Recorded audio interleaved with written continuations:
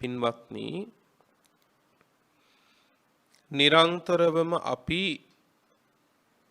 හැකි ප්‍රමාණ වලින් කරන අපි කාටත් යම් ප්‍රමාණ වලින් හුරු පුරුදු වූ පින්කමක් පිළිබඳවත්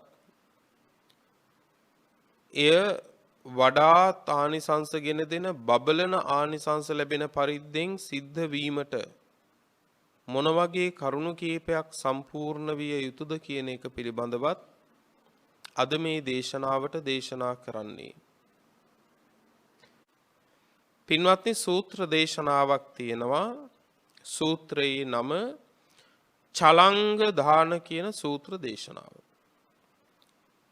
සූත්‍ර පිටකයේ අංගුත්තර නිකායේ චක්ක නිපාතයේ සඳහන් වෙන චලංග දාන කියන සූත්‍ර දේශනාව තමයි පින්වත්නි අද දේශනා කරන්නේ. චලංග දාන කියන එකේ තේරුම ච කියලා කියන්නේ පින්වත්නි 6 කියන එකයි. ච අංග කිව්වහම අංග 6. දාන කියන්නේ දානයයි. එහෙනම් චලංග දාන කියලා කිව්වහම අංග 6කින් යුතු දානය කියන එකයි අදහස. දැන් බුදුහාමුදුරුවෝ සවැත් නුවර ජේතවනාරාමේ ඉඳලා දවසක් දේශනා කරනවා, මහණෙනි, වේලු කණ්ඨකයේ ඉන්න වේලු කණ්ඨකී නන්ද මාතාව සරියුත් මුගලන් දෙනම ප්‍රධාන භික්ෂු සංඝයාට අංග 6කින් යුක්ත දානයක් දෙනවයි කියලා. ඒසා භික්කවේ වේලු කණ්ඨකී නන්ද මාතා උපාසිකා සාරිපුත්ත මොග්ගල්ලාන පමුකේ භික්ඛු සංඝේ චලංග සමන්නාගතං දක්ඛිනාපතිට්ඨාපේති. මහණෙනි, සරියුත් මුගලන් දෙනම ප්‍රධාන භික්ෂූන්ට වේලු කණ්ඨකේ නන්ද මාතාව අංග 6කින් යුක්ත දානයක් දෙනවයි කිව්වා. දැන් බුදුහාරෝ දේශනා කරන්නේ කොහේඳලද? සවැත් නුවර ඉඳලා. තමන් වහන්සේ පිරිසිදු දිවසින් මේක දැකලා වේලු කණ්ඨකයේ දන් දෙනවා. බුදුහාමුදුරුවෝ සවැත් නුවර වේලු කණ්ඨකයේ දෙන දාණය දිවසින් දැකලා තමයි බුදුහාමුදුරුවෝ මේක ඒ වෙලාවේ සවැත් නුවර ජේතවනාරාමේ ඉන්න වැඩ ඉන්න හාමුදුරුවන්ට දේශනා කළේ. බලන්න කොච්චර අසිරිමත් සිදුවීමක්ද කියලා. දැන් අපි තෝරගන්න ඕන කාරණේ තමයි මොනවද මේ වේලු කණ්ඨකේ නන්ද මාතාව දෙන දානයේ තියෙන අංග 6. ඉද බික්කවේ දායකස්ස තීනංගානි පටිග්ගාහකානං තීනංගානි. මේ අංග 6න් 3ක් දන් දෙන කෙනා ළඟ තියෙන්න ඕන අංග. ඊළඟට මේ අංග 6න් ඉතුරු අංග 3 දානය පිළිගන්න කෙනා ළඟ තියෙන්න ඕන අංග. මේ දානය කිව්ව ගමන් අපිට මතක් වෙන්නේ හාමුදුරුවන්ටම දෙන එක. දානය කිව්ව ගමන් අපිට මතක් වෙන්නේ මේ හාමුදුරුවරු උන්වහන්සේලාටම දෙන්න කියලා තමයි මේ කියන්නේ කියලා. එහෙම එකක් නැහැ. තේරුම් ගන්න මේක ඕනම කෙනෙකුට දෙන දානය. සතෙකුට, සිව්පාවෙකුට, දුගියෙකුට, මගියෙකුට, මිත්‍යා දෘෂ්ටිකයෙකුට, සම්මා දිට්ඨිකයෙකුට, තෙරුවන් සරණ ගිය උපාසකයෙකුට, සිල්වතෙකුට, මගපලලාභී කෙනෙකුට, බුදුහාමුදුරුවන්ට මේ ඔක්කොටම දෙන දාණය දාණයමයි. පොදුවේ දාණය මේක. ආනිසංස වෙනස් වෙනවා. ආනිසංස වෙනස් වෙනවා. පින්වත්නි, මුලින්ම තේරුම් ගන්න දන් දෙන කෙනා ළඟ තියෙන්න ඕන අංග 3. වැඩි ප්‍රමාණයක් පින්වත්නි ඔබත් දාණය ලබන අය බවට පත් වෙන අවස්ථා තියෙනවා. දැන් ඔයත් හැමදාම හිතන්නේ අපි හැමදාම දන් දෙනවා කියලානේ. නෑ පින්වත්නි. ඔබ දානේ ලබන අවස්ථාවක් තියෙනවා. දැන් කවුරු හරි ඔබට මොනවා හරි දුන්නොත් එතෙන්දී ඔබ දානේ ලබන කෙනාද නැද්ද? දානේ ලබන කෙනා. දරුවෙක් පින්වත්නි දෙමව්පියන්ට කියලා එක චීතරෙද්දක් පූජා කළොත් එතෙන්දී දානේ ලබන කෙනාද නැද්ද? එතෙන්දී දානේ ලබන කෙනා. දරුවෙක් විසින් ඒ අම්මා තාත්තව පෝෂණය කරන්න කන්න බොන දෙන ඒක දානේ ලබන කෙනා එතින්දී. පිටස්තර කෙනෙක් මොනවා හරි දෙනවා නම් එතනදී ඔහු දානේ ලබන කෙනෙක්ද නැද්ද? දානේ ලබන කෙනෙක්. අපිත් අඩු වැඩි වශයෙන් පින්වත්නි දාණය දෙන අය බවටත් පත් වෙනවා දාණය ලබන අය බවටත් පත් වෙනවා. දන් දෙනකොට දන් දෙන කෙනා තුල පිරෙන්න ඕන අංග තුන මොනවද? කතමානි දායකස්ස තීනංගානි. මොනවද දායකයා ළඟ තියෙන්න ඕන අංග තුන දනක් දෙනකොට මේ කියන්නේ. පළවෙනි මේක කියනවා පින්වත්නි ඉද බික්කවේ දායකෝ මහණෙනි ඒ දායකයා පුබ්බේව දානා සුමනෝ හෝති දන් දෙන්නට පෙර හිතේ සතුට පවත්වා ගන්න ඕන කියනවා. ඔන්න පළවෙනි අංගය. කියන්නේ දැන් දානයක් දෙනකොට පින්වත්නි දෙන දාණයට පළවෙනිම කාරණය දන් දෙන්න ඕනේ කියලා හිතක් පහළ වෙන එකනේ. නේද? යම් වෙලාවක දානයක් දෙනවා නම් එහි පළවෙනිම පීවර මොකද්ද? දන් දෙන්න ඕනේ කියලා කුසල් හිතක් පහළ වෙන එක. බුදුහාර දේශනා කරන්නේ මජ්ක්‍ධිම නිකායේ සල්ලේක සූත්‍රයේදී චිත්තුප්පාද මත්තම්පිකෝ අහං චුන්ද කුසලේසු ධම්මේසු එවං බහුකාරං වදාමි. චුන්දය කුසල් හිතක් පහළ වුණත් ඒ උපදින කුසල් හිතත් බොහෝ උපකාරයි. ඒ කියන්නේ දන් දෙන්න ඕන කියලා හිතක් පහළ වුණත් ඒ සිතිවිලි මාත්‍රේ පවා කුසල සිතිවිල්ලක් නිසා පුදුම උපකාරයි. කෝපන වාදෝ කායේන වාචාය අනුවිදීයනාසු කයෙන් වචනෙන් ඒක කළොත් කවර කතාවක්ද කියලා ඇහුවා. එතකොට දන් දෙන්න ඕන කියලා හිතිච්ච එකත් තරම් උපකාරයක් නම් එහෙම හිතලා දාන්නේ දුන්නොත් එහෙම ඒකේ ආනිසංස ගැන කවර කතාවක්ද කියලානේ මේ අහන්නේ. එතකොට ඒ සිතිවිල්ල ඉපදිච්ච තැන ඉඳලා පින්කමක් කරනවා නම් දානයක් දෙනවා නම් දෙන මොහොත දක්වා සතුට පවතින්න ඕන පින්වත්නි. අනේ අපරාධේ මේවා යොදාගත්තේ මේ කලබලාසේ කරදරාසේ කියලා සමහරු ඒ පින්කම් පින්වත්නි සුදු රෙද්දක කළු තින්ත ගන්නවා. බලන්නකෝ. මෙච්චර මේවා ඉවර වෙලා මේක කරන්න හිටියා නම් හොඳයි කියලා අර පින්කම අරඹන්න කුසල් හිත පහළ වුණා. සතුට පවත්වා ගන්න හුඟක් අය අදක්ෂයි පින්කම පටන් ගන්නකම්. ආපහු හැරෙන්නේ නැති එන්නම බලවත් වෙනවා නම් හිත අනේ තව අපේ දාණයට තව දවස් 10යි. අනේ තව අපේ මහා දාණයට තව දවස් 9යි. තව දවස් 8යි. මෙහෙම සතුට දියුණු වෙනවා නම් කොච්චර ලොකු දෙයක්ද නේ? ඊළඟට මේ අද දවසේ මොනවා හරි ටිකක් පුද පිරිකරකට කියලා හරි දෙන දෙයකට හරි කියලා මම මේ ටික අද දවසේ ගෙනාවා නේ පින්කමේ පිරිකර වල තවත් එකක් ලැබුණා. තව ටිකක් එකතු කරගත්තා. කොච්චර සතුටක්ද නේ? ඒ නිසා ධනක් දෙනකොට ඒ සතුට පවත්වා ගන්න ඕන පින්වත්නි දානෙකට පෙර.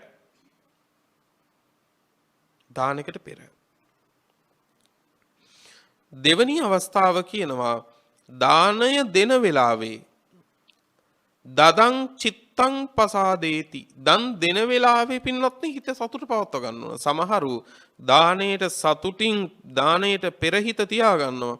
දන් දෙනකොට පින්වත්නි මේ දීමනාව අතර හිත අපහදව ගන්නවා. පින්වත්නි හත්ති ගාමක උග්ග කියලා පින්වත්නි ගෘහපතියෙක් හිටියා. හත්ති කියන ග්‍රාමයේ ඉඳපු නිසා තමයි හත්ති ගාමක කිව්වේ. සිටුවරයාගේ නම පින්වත්නි උග්ග ගෘහපතියාගේ නම. මේ උග්ග කියන ගෘහපතියත් අසිරිමත් ගුණ වලින් යුක්ත කෙනෙක්. මේ උග්ග කියන ගෘහපතියා දවසක් කියනවා එක භික්ෂුවක් අතින් ස්වාමීනි මං ළඟ තියෙන අසිරිමත් ගුණ අතර මෙහෙම එකක් තියෙනවා. මොකද්ද? දානයක් දැන් නිරන්තරව දන් දෙනවා. මෙයා අනාගාමී. හෙට දානයක් දෙනවා කියලා දැන් ගෙදර සූදානමක් තියෙනවා නම් දානෙට පෙර දවසේ දෙවියෝ එනවා ගෘහපතියා ළඟට. දෙවියෝ එනවා. මං කිව්වේ පුදුම උපකාරයක් තියෙනවා කියලා. දෙවියෝ ඇවිල්ලා හෙට දනට වඩින හාමුදුරුවරු ගැන අද කියනවා. මොනවද කියන්නේ? ඔබේ දානෙට හෙට සාරිපුත්ත මහරහතන් වහන්සේ වඩිනවා. උන්වහන්සේ පුදුම ගුණ ගොඩක්. ආනන්ද හාමුදුරුවොත් වඩිනවා. උන්වහන්සේ බෞසෘතයන් අතර අග්‍රයි. බුද්ධෝපස්ථාන කරන්නේ උන්වහන්සේ. ඔය ඔක්කොම තොරතුරු කියනවා. උන්වහන්සේලා වඩන සියලු ගුණ ගැන කියනවා. ඔහොම කියාගෙන කියලා කියනවා මෙහෙම තව භික්ෂුවක් එනවා. ඒ භික්ෂුව නම් හැබැයි දුසිල්වතෙක්. දැන් දෙවියෝ ඔක්කොම කියනවා මේ හෙට වඩින හාමුදුරුවෝ ගැන දායකයාට කියනවා. ඒ භික්ෂුව ළඟ නම් කිසිම ගුණයක් නැහැ ලැජ්ජ බය නැති භික්ෂුවක් කියලා කියනවා. දැන් දානේ බෙදනවා පහවදා. දැන් ඕකක් පින්වත්නි හෙට දන් දෙන වෙලාවේ ඔබට අහන්න ලැබුණා නම් එහෙම. සාරිපුත්ත හාමුදුරුවෝත් අමතක වෙලා, මුගලන් හාමුදුරුවෝත් අමතක වෙලා, ආනන්ද හාමුදුරුවෝත් අමතක වෙලා එතන ඉඳලා හිත පිහිටන්නේ කවුරු ළඟද? අර ලැජ්ජ බය නැති භික්ෂුව ගැනනේ. එහෙම කෙනෙකුත් වෙනවද කියලා. දැන් දන් දෙන වෙලාවේ අර ඔක්කොම පහු කරගෙන ඇවිල්ලා අර භික්ෂුව ළඟ දන් දෙනකොට මොනව හිතේද? දාන බෙදනකොට. හිතේ වෙනසක් වෙනවද නැද්ද? හිතේ වෙනසක් වෙනවමනේ.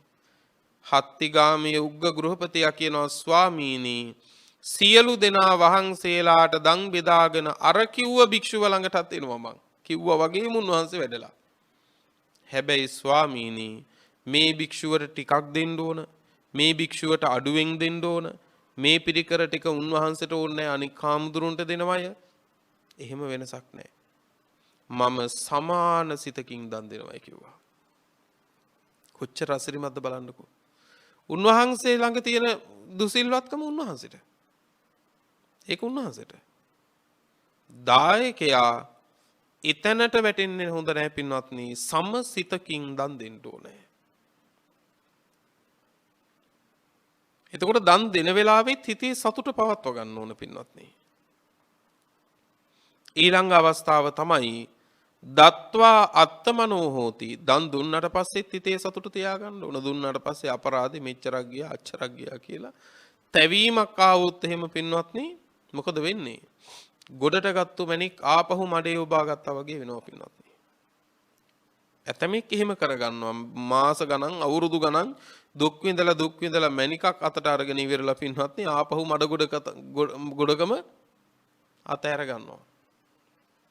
දන් දුන්නට පස්සේ සතුටු වෙන්න ඕන. දන් දුන්නට පස්සේ සතුටු නොවුනොත් විපාකයක් තියෙනවා. කවුරුත් කරපුවා නෙමෙයි තමන් කරගත්තුවා. හාමුදුරුවන්ගේ වරද නෙවෙයි. මොකද්ද විපාකේ? දුන්න වෙනුවට මොන සම්පත් හරි ලැබෙයි කරුමක මහත ලැබිච්ච ඒවා විඳින්න හිත නැමෙන්නේ. ලැබිච්ච ඒවා නැමෙන්න හිත නැමෙන්නේ. ඒ නිසා වාහන තියාගෙන පාරිභාෂිකී ගමන් යනවා. අහනකොට කියන ඔయిత වඩා හොඳයි ඉතින් සරල බව හොඳයිනි කියලා බණපදත් කියනවා කරුමේ. එහෙම කරුම තියෙනවා. හොඳට අඳින්න පළඳින්න පුළුවන්. වැරහැල්ලක් ඇඳගෙන යනවා මේ වස්ත්‍රේ හරි සැහැල්ලුයි ඇඟට. අල්පේච්ඡකම හොඳයි ලෝකෙට පෙන්වන්න ඕනේ නෑනේ කියලා ලොකු බණපදත් කියනවා ඒවට. ඒ කිව්වට වැඩක් නෑ කරුමයක් ගෙවන්නේ. ඒ නිසා සම්පත් වින්ද කියලා හානියක් නෑ. ඒ පෙරපින ඒක විඳින්න ඕන. හැබැයි හිත ගලව ගන්න. මේවත් සදාකාලික නෑ කියන එක තේරුම් ගන්න. එච්චරයි. එතකොට දායකයා මේ කාරණා තුලින් සම්පූර්ණ වෙන්න ඕන. දැන් මේ කියන්නේ ඔබ මේ ටික මොනවා වුණත් ඔබ ධනක් දෙනවා නම් යාචකයෙකුට හරි මේ හිත ඒ විදිහට සතුටු කරගන්න. දුගියෙකුට යාචකයෙකුට දුන්නත් සමහර ලාවට අපිට හිතෙනවනේ මේක මේ දුන්නට මේ මිනිස්සයා හොඳ මිනිහෙක් නන් නෙවෙයි කියලා සමහර ලාවකදී හිත අසතුටු වෙන්න පටන් ගන්නවා දෙනකොට. ඒ ගැන හිතන්න එපා. ඔබ දෙන්නේ ඔබේ පැත්තෙන් පිරිසුදු කරගෙන නම් එච්චරනේ. ලබන්නගේ පැත්තෙන් පිරිසුදු වෙන දානක් තියෙනවා. දෙන කෙනාගේ පැත්තෙන් පිරිසුදු වෙන දානක් තියෙනවා. ඒක ලබන්නගේ පැත්තෙන් පිරිසුදු වෙන්නේ නැත්නම් ඔබ කරගන්න ඕන මොකද්ද? දෙන තමන්ගේ පැත්තෙන් මේ දානේ පිරිසුදු කරගන්න ඕනද නැද්ද? පිරිසුදු කරගන්න ඕන. තේරෙනවද මේ කියන දේ? තමන්ගේ පැත්තෙන් පිරිසුදු කරගෙන දානේ දෙන්නේ. එතකොට තමන්ගේ පැත්තෙන් පිරිසුදු වීමේ හේතුවෙන් ආනිසංස ලැබෙනවා. දැන් මහ බෝධිසත්වයන් වහන්සේ පෙර හොඳම දේවල් දුන්නේ පින්වතුනේ හොඳම අයටම නෙමෙයිනේ. ලේන් උපද්දවපු දරුවෝ දෙන්න දුන්නේ හොඳම මිනිහෙකුටද? මහා සත්පුරුෂයෙකුටද? පෙරුම් පුරණ කෙනෙකුටද? නෑ පින්වත්නි. ඒ නිසා තමන්ගේ පැත්තෙන් තමන් දෙන දේ පින්වත්නි හිත පිරිසුදු කරගෙන දෙන්න. ඊළඟට දානේ ලබන්නාගේ පැත්තෙන් අංග තුනක් සම්පූර්ණ විය යුතුයි. දායකයාගේ ලබන්නාගේ පැත්තෙනුත් පිරිසුදු වෙන්න. ඉද බික්කවේ පටිග්ගාහකා වීත රාගාවා හොಂತಿ රාග විනයායවා පටිපන්නා. මේ ශාසනයේ ඒ දානේ ලබන කෙනා කවුරු වුණත් එක්ක රාගේ දුරු කරලා ඉන්න ඕන නැත්නම් රාගය දුරු කිරීමට වෑයම් කරන කෙනෙක් වෙන්න ඕන. ඊළඟ එක එක්ක දෝෂය වීත දෝෂීවා හොಂತಿ දෝෂ විනයායවා පටිපන්නා. එක්ක ද්වේෂය මුලින්ම දුරු කරලා ඉන්න ඕන නැත්නම් ද්වේෂය දුරු කරන්න වීරිය කරන කෙනෙක් වෙන්න ඕන. 3 එක්ක මෝහය දුරු කළ කෙනෙක් වෙන්න ඕන නැත්නම් මෝහය දුරු කිරීමට පිළිපදින කෙනෙක් වෙන්න ඕන. රාග ද්වේෂ මෝහ දුරු වුණාම කුමක්ද වෙන්නේ? කුමක්ද ලැබෙන්නේ? නිවන. රාග ද්වේෂ මෝහ දුරු කළා නම් ඒ නිවන් දැකපු කෙනෙක් මේ සරලවම කිව්වොත් දින දානයක් මහත්ඵල වෙන්න ලබන්නාගේ පැත්තෙන් අර කරුණු තුන සපිරෙනවා දෙන්නාගේ පැත්තෙන් අර කරුණු ටික සම්පූර්ණ වෙනවා වගේම දානේ ලබන්නගේ පැත්තෙන් සම්පූර්ණ වෙන්න ඕන දේවල් සරලවම ගත්තොත් එක්කෝ සසර නිම කළ නිවන අවබෝධ කළ උත්තමයෙක් වෙන්න ඕන නැත්තම් නිවන් අවබෝධ කිරීම පිණිස කටයුතු කරන කෙනෙක් වෙන්න ඕන. හැබැයි පණුවන්ට දුන්නත් පින් සිද්ධ වෙනවා. තිරිසන් සතුන්ට දුන්නත් පින් සිද්ධ වෙනවා. මිත්‍යා දෘෂ්ටිකයන්ට දුන්නත් පින් සිද්ධ වෙනවා. ඒ වගේම හාමුදුරුවන්ට දුන්නත් පින් සිද්ධ වෙනවා. හැබැයි අර කිව්ව කාරණේ බලන්න කොතනද තියෙන්නේ කියලා. මොකද්ද? එක්ක නිවන් දැකලා ඉන්න ඕන එක්ක නිවන් දැකීම පිණිස වීරිය කරන කෙනෙක් වෙන්න ඕනේ. දැන් එතකොට පණුවන්ට දුන්නොත් ඒක සිද්ධ වෙනවද කියලා බලන්න. නේද? තිරිසනෙකුට දුන්නොත් ඒක සිද්ධ වෙනවද කියලා බලන්න. මිත්‍යා දෘෂ්ටිකයෙකුට දුන්නොත් ඒක සිද්ධ වෙනවද කියන එක බලන්න. කාට දුන්නොත්ද මේක ටික යම් වූ ප්‍රමාණ වලින් හෝ බලාපොරොත්තු වෙන්න පුළුවන් කියන එක බලන්න. සරියුත් මොගලන් දෙදෙනා වහන්සේ ආදී අතීත මහ සංගරුවන පටන් සම්බුද්ධ ශාසනයට සංඝසතුව දුන්නම ලැබෙන ආනිසංස සංඛ්‍යාවක් ප්‍රමාණයක් කරන්න බෑ කියන ඔන්න ඔය කාරණේ නිසා. මේ පරපුරේ ඉන්නේ පිරිස් දෙකයි. එක්ක නිවන් දැකපු උත්තමයෝ එක්ක නිවන් දැකීමට වෑයම් කරන උත්තමයෝ. අන්න ඒ අංග 6න් යුක්තව දානයක් දුන්නොත් ඒ දානයේ ආනිසංසය මෙන්න මෙච්චරක් කියලා ප්‍රමාණ කරන්න ලේසි නෑ කියනවා. මෙන්න මෙච්චර පුණ්‍ය ප්‍රවාහයක් කුසල ප්‍රවාහයක් මේ තරම් සැප විපාක උපද්දවන එකක් කියලා ප්‍රමාණ කරන්න බෑ. හරියට මොන වගේද? මහා සමුද්‍රයේ ජලයේ ලාස් ගණනින් කියන්න පුළුවන්ද? බෑ. ඒ වගේ කියනවා මේ අංග 6න් යුක්තව දානයක් දුන්නොත් ඒ දුන්න දානේ ආනිසංස ප්‍රමාණ කරන්න බෑ කියනවා. ප්‍රමාණ කරන්න බැරි තරම් ආනිසංස උපදින විදිහට දානෙ දෙන්න මේ අංග 6න් යුක්ත විය යුතුයි. දැන් පින්වත්නි දන් දෙන ඔබට වඩාත් ප්‍රමාණ කරන්න බැරි තරම් ආනිසංස ලැබෙන විදිහට දන් දෙන්න මූලික පියවරවල් ටිකක් මේ කියලා දුන්නේ. සියල්ලෝ මේ කුසල ප්‍රතිපදාවේ අප්‍රමාදී වෙත්වා බුද්ධාදී උතුමන් නිවුණු සනසුණු අමා මහ නිවන මේ කුසල බලයෙන් අපටත් ලැබේවා කියලා සාදු කියලා ප්‍රාර්ථනාවන් ඇති කරගනි.